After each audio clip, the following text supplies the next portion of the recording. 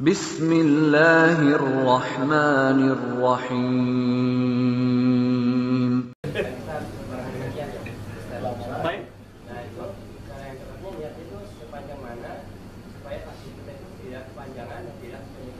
Baik, persoalan tentang niat ya. Saya berikan langsung satu kitab karangan Imam Asy-Syafi'i namanya jilid pertama halaman 161. Baik ya. Sudah. Anda bertanya tentang posisi niat ada di mana? Itu bagus pertanyaannya. Baik. Kalau ingin dipanjangkan lagi apakah dilafalkan ataukah cukup misalnya didiamkan, ya kan? Baik. Teman-teman sekalian, pertama lihat kaidahnya. Amalan yang kita kerjakan itu harus selalu bersanding dengan niat. Ya. Itu yang menjadikan persoalan atau aktivitas kita menjadi ibadah. Di semua mesti ada niatnya.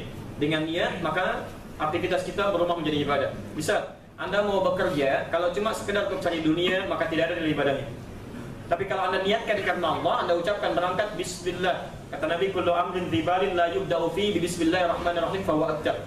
Anda ucapkan bismillahirrahmanirrahim, Anda berangkat atau minimal bismillah, maka tertulis pahala ibadahnya dari mulai kerja sampai selesai pulangnya. Nah, yang kedua, fungsi niat ini nanti akan membedakan antara satu ibadah dengan ibadah yang lainnya. Maaf, apa bedanya antara sholat zuhur dengan sholat asar? Bedanya apa? Niatnya. Ya, waktunya betul, tapi kalau Anda lakukan jamak, dikerjakan di satu waktu kan 4 rakaat juga. Di kosor malah 2 juga. Apa bedanya sholat subuh dengan 2 rakaat fajar? Dua-duanya 2 rakaat. Gerakannya sama, salamnya sama, bedanya dalam niatnya. Jelas di sini? Baik, nah sekarang hadis riwayat Al-Bukhari nomor hadis yang pertama, innamal a'malu binniyat. Segala perbuatan kita bergantung pada niatnya. Sekarang kita tarik dalam sholat. Kalau kita ingin sholat, kapan kita kemudian menghadirkan niat ini? Kata Imam Asy-Syafi'i, an-niyatu muqtarinan bit-takbir. Niat itu Anda hadirkan dalam hati Anda bersamaan dengan takbir. Jadi begitu Anda mengangkat tangannya begini, lisan mengucapkan Allahu Akbar, dalam hati Anda tujukan, saya berniat sholat zuhur. Jelas? Subuh misalnya, Anda angkat begini, ucapkan kalimatnya muqtarinan bit-takbir. Anda angkat seperti ini, Anda ucapkan dalam lisan Anda Allahu Akbar, maka dalam hati Anda tujukan, ya, saya niat sholat subuh, saya niat sholat asar, saya niat sholat maghrib. Jadi kata Imam Asy-Syafi'i, pelan-pelan, ini bukan kata saya ya, saya menerjemahkan kata Imam Asy-Syafi'i. Pertama, an-niyatu mahalluhal qalbu. Ini sepakat semua ulama. Niat itu tempatnya ada di hati. Jadi niat termasuk amalan hati ya. Tapi nanti kita akan lihat kapan kemudian itu dilafadzkan gitu ya. Baik, kita akan lihat nanti. Di pertama, semua ulama sepakat.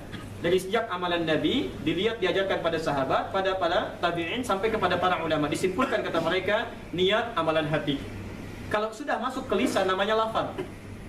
Saya ulang ya. Amalan hati disebut apa? Niat. Kalau sudah masuk ke dalam lisan disebut apa? Lafaz. Ingat, jadi begitu Anda mengucapkan kalimat tertentu itu bukan niat tapi lafaz. Makanya disebut dengan talaffuz. Ya, jelas ya? Begitu Anda kemudian mulai menggerakkan ya anggota badan, itu disebut dengan harakat. Sudah mulai bergerak. Jelas ya? Baik, dalam hati disebut apa? Ya, di lisan lafaz, bergerak, harakat. Nah, sekarang pelan-pelan. Kapan mulai menghadirkan niat itu? Saya ulang kata Imam Asy-Syafi'i rahimahullah, saat Anda mulai bertakbir, an-niyatu mahalluhal fil qalbi, ya tempatnya dalam hati. Saat bertakbir, maka Anda hadirkan niat itu bersamaan dengan ucapan Allahu Akbar, langsung dalam hatinya. Baik, teman-teman perhatikan.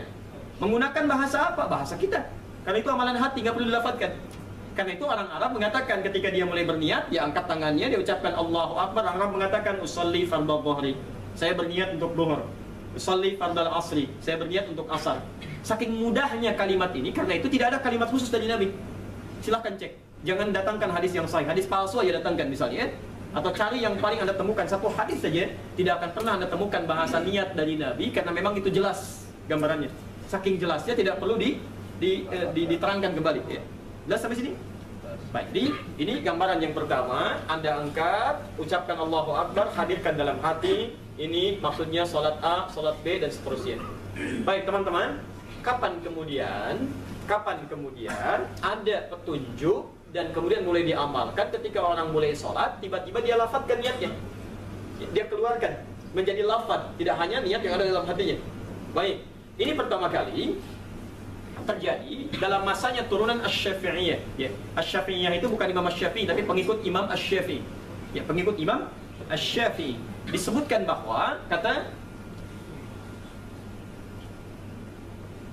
Asy-Syafi'i ya. Imam An-Nawawi menyampaikan dalam kitabnya Al-Majmu'. Jadi kitab An-Nawawi namanya Al-Majmu' halaman 235. Juz yang ketiga. An-Nawawi yang ngarang Al-Arba'in 40 hadis, gitu kan? Menulis Riyadhus Shalihin 1896 hadis. Beliau mengarang kitab Al-Majmu'. Juz yang ketiga halaman 235. Baik. Pelan-pelan beliau mengutip di situ pendapat Imam Ar-Rafi'i bahwa ada sebagian dari pengikut Imam Asy-Syafi'i keliru memahami lafaz ungkapan Imam Asy-Syafi'i, pelan-pelan keliru memahami lafaz ungkapan Imam Asy-Syafi'i ketika menerangkan tentang niat. Ya. Beliau menyampaikan, perhatikan, Imam Asy-Syafi'i menyampaikan, adapun niat dan lafaz dalam haji dan umrah itu harus dilafazkan. Ingat, niat dan lafaz dalam haji dan umrah. Jadi ketika Anda mau haji, Anda mau umrah, Anda lafazkan itu, keluarkan untuk menguatkan niat yang ada dalam hati. Pelan-pelan. Lalu sampai sini bisa labbaik Allahumma hajjan, labbaik Allahumma umratan. Makanya Nabi ketika berhaji dan umrah beliau lafazkan untuk menguatkan dalam hatinya. Ya. Tujza'u biha, dan itu sudah mendapatkan pahala. Itu sudah mendapatkan pahala. Kama kana fis shalah, sebagaimana dalam salat ketika itu dipraktekkan tanpa harus melafazkannya. Ya, kalimat kama kana fis shalah dalam keterangan ini maksudnya sebagaimana dalam salat niat dipraktekkan tanpa harus menghadirkannya, tapi dipahami berbeda oleh sebagian dari kalangan Asy-Syafi'i mengatakan bahwa sebagaimana dalam salat itu maksudnya disamakan boleh dengan haji dan umrah. Jadi mereka mengatakan boleh saat mulai bertakbir, akan bertakbir, ya. Maaf, tangannya akan mulai diangkat, maka mulai hadirkan niatnya dengan mengucapkan ya apa yang ada dalam hatinya. Maka muncullah kalimat usolli fardhu dhuhri, usolli fardhu asri, usolli fardhu maghrib. Baik, dikomentari ini dengan beragam oleh para ulama. Apa di antara komentarnya? Pelan-pelan, Imam Malik menyampaikan, kata beliau, wa tukrahu dan dipandang makruh at-talaffuz bin niyyah, mengucapkan niat inda shalah, dalam keadaan salat. Karena jelas dalilnya menunjuk kepada bukan pelafazan, dan contoh dari Nabi SAW pun tidak pernah hadir dengan kalimat-kalimat yang diungkapkan. Ya, kata beliau, satu, salat itu termasuk yang paling jelas dalilnya, termasuk yang paling detil contohnya. Kalau sekiranya Nabi kemudian pernah mengungkapkan kalimatnya dan dilafazkan, tentu sampai sekarang pun kita akan temukan.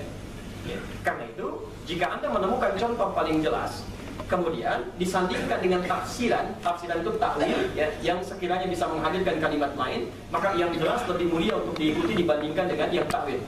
Kecuali, ini belum selesai, kecuali kata pendapat Imam Malik, kalau sekiranya itu dihadirkan, dilafazkan hanya untuk menepikan was-was dalam keadaan sulit kita menunaikan sholat dengan khusyuk, jika itu tidak dilafazkan. Makanya teman-teman, kalimat usolli itu muncul asalnya itu ketika seseorang mengalami was-was dalam sholat itu. Dia nggak bisa khusyuk gitu. Dia nggak bisa khusyuk.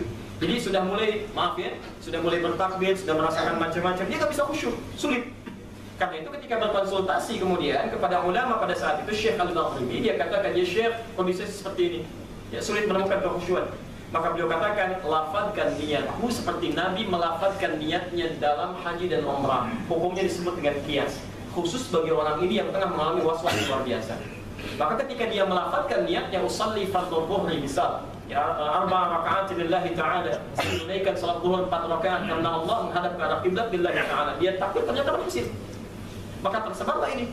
Ya. Kata Syekh ini dilafadzkan, kemudian praktekkan dari sini dan menyebar, dari sini menyebar. Asalnya, mohon izin, asalnya hanya untuk orang ini saja, dengan hukum yang khusus. Dengan hukum yang khusus.